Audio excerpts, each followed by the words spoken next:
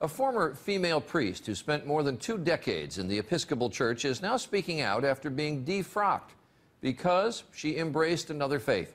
Today, Ann Holmes Redding calls herself both a Christian and a Muslim. But her move to Islam came at a very high price. Dan Harris reports on this woman's test of faith.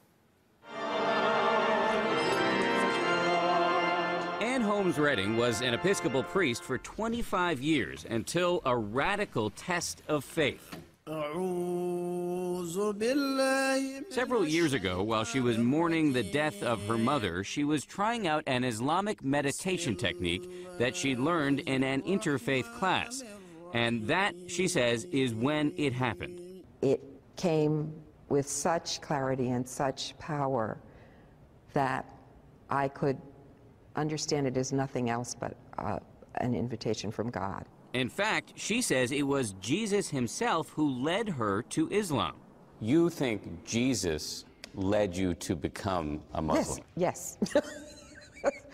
Yes. You're laughing. Because I know it doesn't make sense to people. Now, Redding not only prays in church, but she also prays 5 times a day to Allah.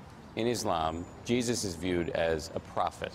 Yes. Not as the Son of God. Yes, you're right. So yours is a radical rethink of the Christian scriptures, a rethink that a lot of people would call heretical. Yes, and do. Loudly. This spring, the Episcopal Church revoked Redding's right to be a priest. Being defrocked, I would imagine, was a pretty traumatic experience. Yes, that's an understatement. To imagine not being involved intimately in the lives of believing people, helping them understand their relationship and calling, baptizing babies.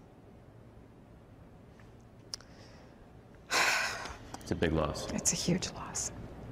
Redding admits she still struggles to explain her transformation, even to herself. I am the one who's going to have to answer for this. I'm the one who's going to have to answer for what I've done with my life. And do you feel confident about that moment?